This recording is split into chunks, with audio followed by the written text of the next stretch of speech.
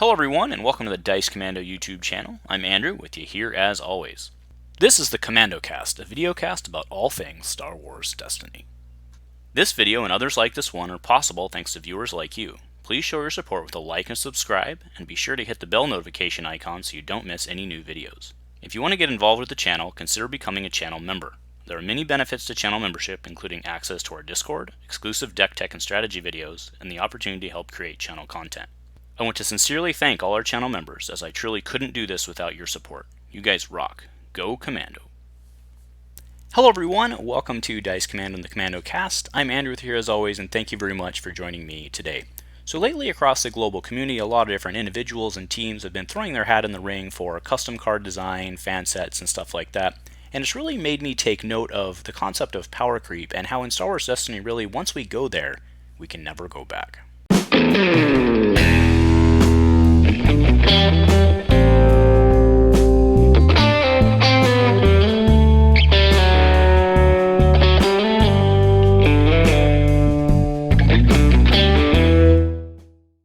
Hey guys, thanks for joining me again. So before we get down to business, you may notice that behind me it's looking it's looking pretty bare. That's because Amy and I are actually in the process of a move right now. I left the posters up. They're kind of the last thing. We all know the posters are probably more important part of this show than anything else, so I had to make sure that they're there. And yes, they will be coming with me to the new studio, if you will, to my new office. And don't worry, even though I'm going to be taking some time off for the move, I've actually pre-shot stuff, so there should not be any gap in the Destiny coverage that you've come to expect. So, yeah. So today, talking about power creep. Now, this is going to be a little different of a discussion. I don't have as much of a planned agenda. This is one of my, notebook episodes. So I just kind of wanted to talk about power creep. Now, if you don't know what power creep is the concept, right? It's a theoretical construct, whatever. It's a concept that as games will continue to grow and introduce more powerful units, abilities, cards, whatever it may be, it leaves the older ones underpowered, which makes them less useful in many cases. Now, I'm going to speak later, at least I hope I remember to come back to it. I'm going to speak later on why that's actually slightly different in Destiny, and that's why I think power creep is actually a bigger problem in Destiny or the result of power creep would be a bigger problem in Destiny if left uncontrolled, and I think Destiny is more apt to that from a certain degree.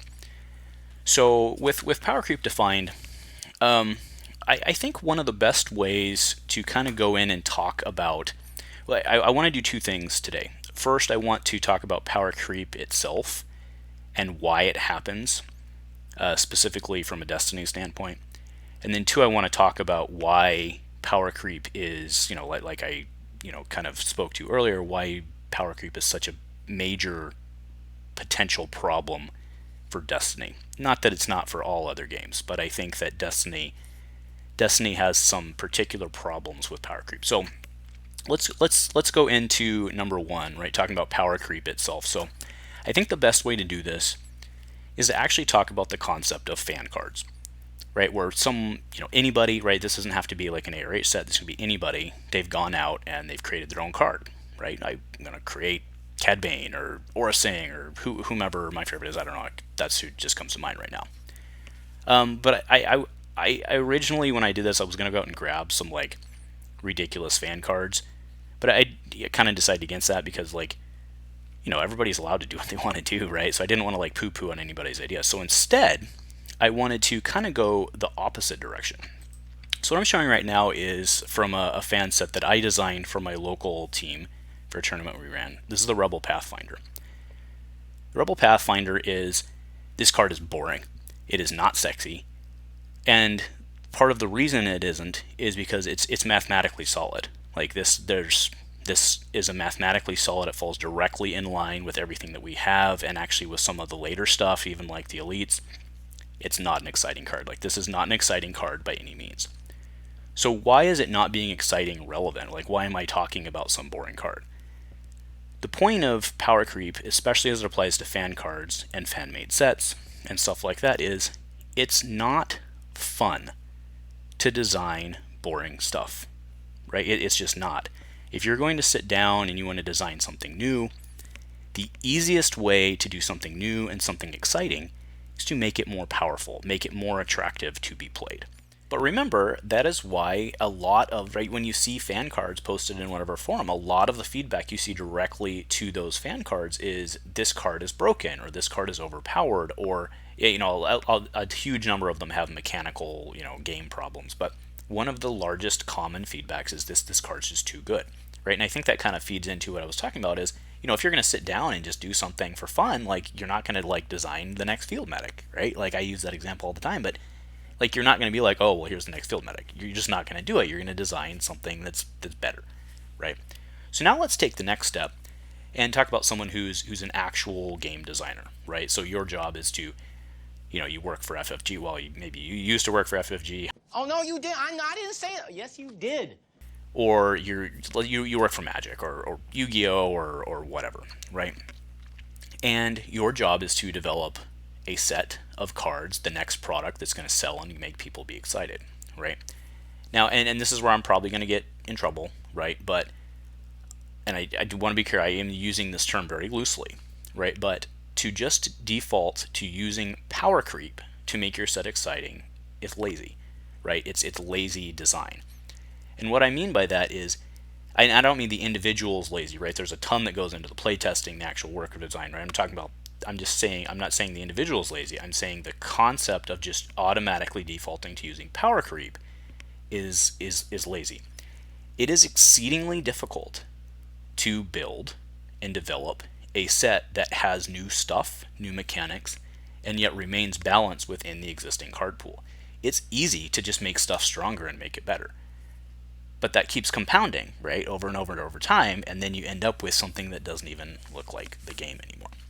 Right, so to that end, I really want to give a huge shout out to the A Renewed Hope team specifically I want to give a shout out to the team that worked on Faltering Allegiances, right? I don't know, the ARH Kid Power Creep that's not out of stuff, right? But specifically the Faltering Allegiances team, with a few notable exceptions, which is no different than any other set we've had from FFG in the past, right?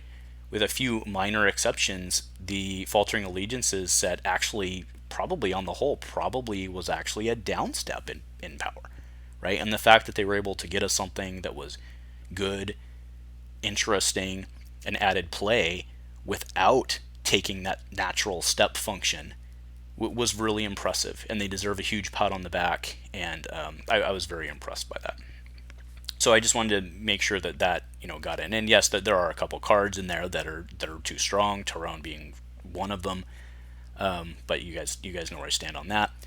But again, I just want to say that so that the haters don't use that as an example, right? There are a couple examples in there of where it was too powerful, but on the whole, they really nailed it with that set. And if anything, they actually took power creep down. So they were able to produce a good product without power creep, right? So I just wanted that said before we go into the next part. So number 2, right, where I kind of wanted to finish today is why do we care? Why am I even sitting here talking about power creep? Like, why, if it's the new and exciting, and that's just as if everything keeps getting stronger and everything marches up according with each other, isn't that not a problem, right? We hit rotation, stuff moves out, stuff's just is what it is. It doesn't work in Destiny, or it may work, but it will cause a lot of unintended problems in Destiny. Here's why. Destiny has a framework of 30 points, of 30 cards, of 2 resources per turn. Those 3 things, and 5 cards in your hand, right? Which, granted, the 5 cards in the hand thing's not necessarily as important, because as we've already seen with like Force Affinity or Cypher or stuff like that, there's a lot of ways to manipulate that pretty easy. So I think power creep can kind of match on that. But specifically the 2 resources per turn, right? You're always going to be limited to that 2 resources per turn. And that's supposed to set the baseline of how a lot of things work in Destiny. So if your characters can now make 3 resources per turn, or, I mean, look at droids, right? That's why droids were such a problem, is they could just make a bunch of money if you wanted to. Right? You see all these ramp decks that just make a bunch of money. And if making a bunch of, and if in your power creep you have to now make a bunch of more money, whatever. You see what I'm saying, right? If if making 3 resources a turn isn't good enough, now it has to be 5, you're really losing that baseline in Destiny. And the same stands for, mill, for example, right? If the power of a normal damage character continues to go up and up and up and up, in order for a mill deck to stay competitive, and mill is important, guys. Mill keeps a lot of other things in check. If the power of a normal character goes up, in order to keep that in check, the power of a mill character has to go up. But we're still at 30 cards. So then now are we doing plots where you're throwing 8 more cards in the deck because mill got too powerful, right? And you start to lose the game identity. And it just doesn't, it's not going to work with Destiny because the margins on Destiny in terms of game design are just too tight, right? No, is a -1 plot not good enough anymore? Referring to our 30 points, is a -1 plot not good enough anymore? Do we now have to have a -2 or a -3 or whatever, right? You see where I'm going with this is all of a sudden the game becomes not the game anymore. And that has happened to a lot of games in the past, but again, because in Magic you sit down and you have a blank field and you have your 60 cards in your deck. So however it goes, as long as you and the opponent are power creeping at the same point, it's not as bad as in Destiny, where you have these bounds, you have things on the table that you have to work around. So power creep will literally destroy Destiny as we know it. Again, I'm not a crazy person. Power creep's going to happen. And over time, it will destroy Destiny. But I'm hoping that it can take 20 years to get there instead of 3 to 4 sets. I guess that's, hopefully I know I'm rambling a bit here, but hopefully I've, kind of made my point clear, is what's keeping Destiny as Destiny is still the fact that it was designed back in Awakenings on some fundamental core values. And yes, things have changed, rules have changed, and we've seen our own amount of power creep, but Destiny still is held to some firm core values, or rules, mechanics, whatever. And as we power creep away from those, if we accelerate too fast, we're going to lose the identity of what Destiny is. And we're going to run into a bunch of mechanical problems that then people are likely going to have to come back and fix. And, the other way out of power creep is to just kind of do what they've done in FA a little bit, which is like down creep. But then what are we going to do? Just have like a year and a half of blocks that are just bad sets and don't get played so that we can wait for rotation? Because that doesn't seem like a fun thing. Like, that doesn't seem like it's going to keep people around either, right? So the real answer is that the people who continue to design these sets have to keep a very tight rein on power creep. They can, and it's hard, right? It is. It's hard. I don't envy the task in front of them at all. Last note I had here is, and this, I don't know that this should necessarily be a concern for the standard current set designer, right? But Infinite. Because of the way that Destiny evolved, power creep makes managing the Infinite format more and more and more difficult as stronger characters come out. And the reason is, if you look back at Awakening, Spirit of Rebellion, somewhat Empire of War, but more so the Awakenings block, as it, especially the early stuff. What we saw were there was a bunch of the deck cards, your basic events. There are some busted, highly above curve events, upgrades, and stuff like that in that block. So it was the cards that are in the deck that had the power versus the characters. And as time evolved, they kind of switched that, right? Especially going into Legacies block, we saw a huge power jump specifically on the characters, which kind of helped balance it out. And then, we kind of saw a D-ramp, especially on upgrades and stuff.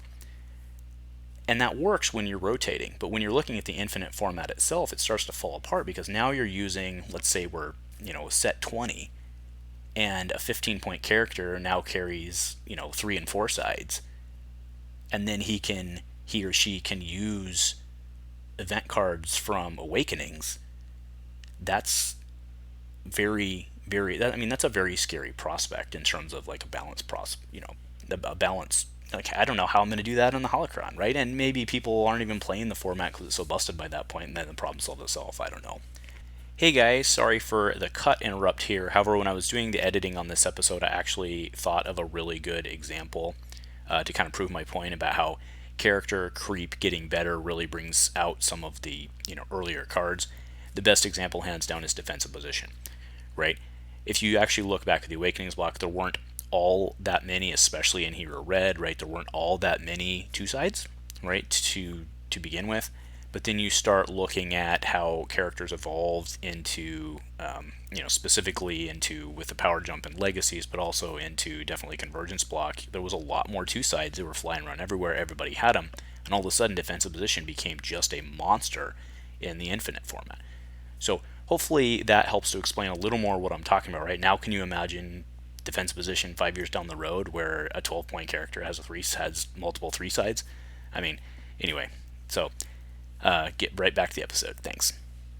But so those are just really my two thoughts on why power creep is specifically a risk in Destiny, and we really collectively as a community need to hold each other accountable, because we as a community, I think, need to keep each other in check, kind of as far as it goes with that, because again, power creep is really a point of no return. Like once that 16-point character becomes the new 15-point character, you're not really going to go back, because then that character sucks, right? If you make another character that's just in line, he sucks, he's boring, it's not going to happen.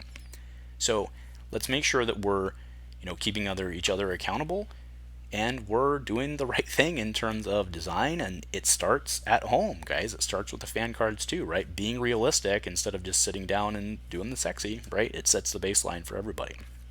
So that's pretty much it today. I hope this was an interesting discussion, but it's something that's I've just been thinking a lot about, because power creep's a very scary concept, and I think Destiny, hopefully I proved my point that Destiny is exceedingly more at risk for it because of just the game that Destiny is. So yeah, let's see where we go in the future, but again, you guys know I hope to see this game here for years to come. So again, wanted to thank everybody for joining me today and for continuing to watch all the time and participate in the conversation. I really do appreciate stuff like that. I love seeing comments that aren't just about like play mistakes in my videos. Let's get that conversation going. I hope everybody has a happy holidays, whatever you choose to or choose to not celebrate. Hope you're having a good time with it and staying safe. And if nothing else, guys, go Commando.